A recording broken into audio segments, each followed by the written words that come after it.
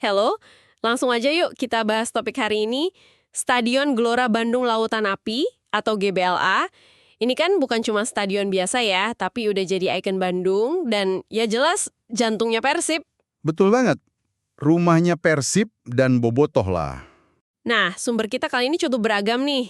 Ada berita soal rencana-rencana besar ke depan, ada juga studi teknis, sampai catatan soal insiden penting.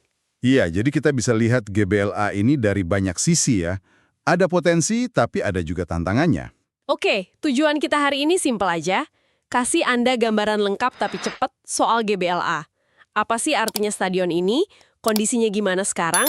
Arahnya mau kemana? Sama, ya isu-isu utamanya apa aja? Kita bedah bareng ya. Siap. GBLA ini ceritanya memang berlapis ya. Satu sisi ada mimpi besar buat bikin dia kelas dunia. Tapi di sisi lain kita juga harus lihat kenyataan soal fasilitasnya. Dan ya, sayangnya ada beberapa kejadian di masa lalu yang nggak bisa kita lupain gitu aja. Bener, sumber-sumber ini ngebantu kita lihat dua sisi itulah ya. Kita mulai dari yang lagi anget nih. Katanya kan ada minat investasi gede banget dari Allianz ya, perusahaan asuransi Jerman itu. Oh iya, yang angkanya fantastis itu kan. Disebut-sebut sampai 1,5 triliun ya? Iya, segitu. Tujuannya jelas banget, mau bikin GBLA jadi stadion standar internasional. Gede banget ya angkanya.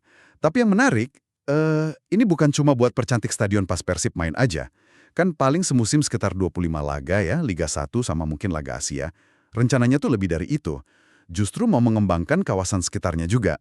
Pakai konsep, apa tuh namanya? TOD ya, Transit Oriented Development. Oh, jadi biar nyambung gitu sama transportasi publik dan jadi pusat kegiatan baru. Nah, itu dia.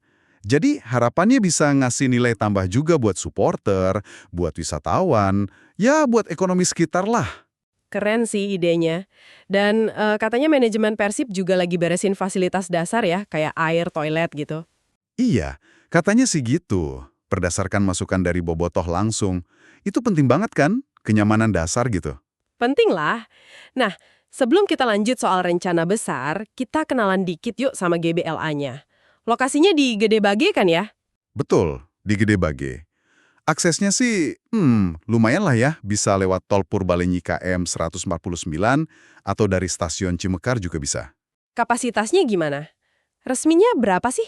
Resminya sekitar 38.000 penonton. Itu kalau pakai kursi semua ya. Tapi ada juga yang bilang kalau tanpa kursi bisa nampung sampai 70.000 bahkan 72.000 orang. Gede banget emang. Pembangunannya dulu gimana ceritanya? Mulainya 2009, terus diresmikan Mei 2013. Biayanya waktu itu sekitar 600 miliar rupiah lah. Tantangannya lumayan juga pas bangun, soalnya kan itu di atas bekas sawah ya. Tanahnya lunak. Oh iya, terus gimana tuh? Makanya perlu teknologi khusus, namanya PVD. Itu kayak semacam drainase vertikal gitu, ditanam buat percepat pemadatan tanahnya, biar bangunannya stabil. Wah, rumit juga ya ternyata. Terus soal nama Gelora Bandung Lautan Api, itu kan dipilih publik ya? Iya, lewat polling, ngalahin nama Stadion Gede Bage. Nama GBLA ini kan kuat banget ya, nuansa sejarahnya, merujuk ke peristiwa heroik Bandung Lautan Api. Keren sih penamaannya. Fasilitasnya waktu awal gimana? Katanya oke banget. Iya, dulu dirancang udah bagus. Rumputnya aja standar FIFA, Zoysia Matrela.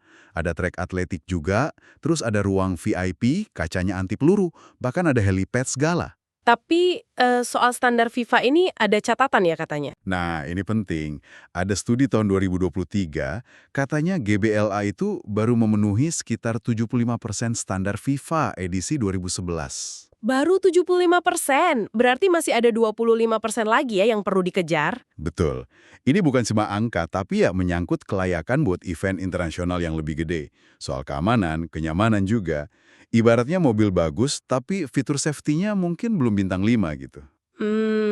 PR juga ya itu. Selain soal fisik bangunan ada tantangan lain kan ya dari sisi, ya manusianya. Maksudnya perilaku supporter gitu. Iya, kita kan ingat ya ada insiden pasca laga Persib lawan Persis Solo beberapa waktu lalu. Waktu itu kan lagi perayaan juara ya. Oh iya, yang ada oknum supporter ngerusak fasilitas itu ya? Cabut rumput, gunting jala gawang. Nah itu dia, kan disayangkan banget ya kejadian kayak gitu. Sempet rame juga kan reaksinya. Iya, sayang banget. Itu kan aset bersama ya. Terus yang, paling menyedihkan ya, tentu aja tragedi Juni 2022 itu. Ah, iya. Kejadian pas Piala Presiden ya. Persib lawan Persebaya. Betul.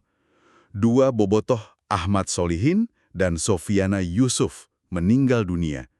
Itu karena desak-desakan parah di pintu masuk, kehabisan napas. Iya Tuhan. Itu kabarnya penontonnya melebihi kapasitas banget ya. Laporannya gitu. Perkiraan sampai 45.000 orang, padahal kapasitas resmi kan 38.000. Tiket yang dijual katanya cuma 15.000. Ini jadi pengingat keras banget soal manajemen kerumunan dan keselamatan. Nggak boleh kejadian lagi lah. Setuju banget, keselamatan nomor satu. Tapi ya, di balik semua tantangan itu, gak bisa dipungkiri GBLA ini punya arti yang spesial ya. Jelas. Buat Persib, buat Bobotoh, ini bukan cuma stadion.